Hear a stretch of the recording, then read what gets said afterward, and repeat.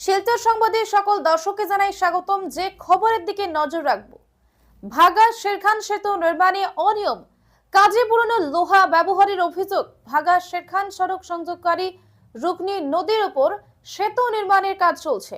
নির্মাণ কাজে পুরনো লোহা ব্যবহার করা হচ্ছে বলে অভিযোগ জনগণের। স্থানীয়দের অভিযোগ, পুরনো সেতুটি ভেঙে গিয়েছিল কমাস আগে।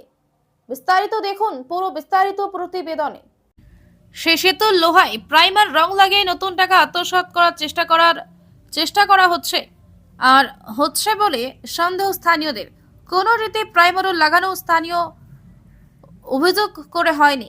জনগণকে অন্ধকারে বলেন, সংশ্লিষ্ট সেতুটি রেখে পুরনো পিলারের উপর নির্মাণ কাজ, একজন বিভাগীয় পুরনো লোহা দিয়ে নতুন সেতু নির্মাণ করা হচ্ছে দেখিয়ে সরকারি ইঞ্জিনিয়ারের তত্ত্বাবধানে হওয়ার কথা।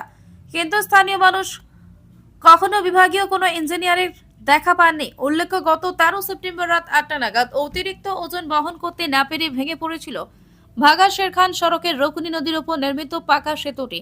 সেই থেকে চরম দুর্ভোগ পোহাতে হচ্ছে নদী পারাপারে অসমের 3টি গ্রাম পঞ্চায়েতের অর্ধ লক্ষাধিক মানুষ সহ মিজোরামের এক বৃহৎ অংশের মানুষজনকে।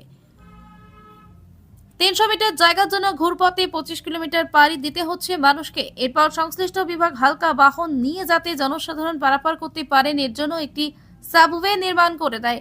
দুর্ভাগ্যবশত তিনবার বাসের সাঁকো নির্মাণ করে পায়ে হেঁটে চলাচলের ব্যবস্থাটুকু ভালোভাবে করে দিতে পারেনি বিভাগ। কাঠো বাস দিয়ে একটি সাবওয়ে নির্মাণ করে দেওয়া হয়েছে যদিও, কিন্তু তা অত্যন্ত নড়বড়ে হয়ে রয়েছে। জীবনের ঝুঁকি নিয়ে চলাচল করছেন জনগণ। বর্তমানে মরণ ফাঁদে পরিণত হয়েছে সাঁকোটি। আমাদের পরিবেশন আপনাদের ভালো লেগে থাকলে অবশ্যই লাইক, কমেন্ট, শেয়ার করতে ভুলবেন না এবং ইউটিউবে দেখে থাকলে শিলচর সংবাদ চ্যানেলটিকে সাবস্ক্রাইব করে রাখবেন এবং ফেসবুকে দেখলে অবশ্যই চ্যানেলটিকে ফলো দিয়ে রাখবেন যাতে আমাদের পরবর্তী ভিডিও আপডেট সহজে আপনারা দেখতে পারেন। ধন্যবাদ।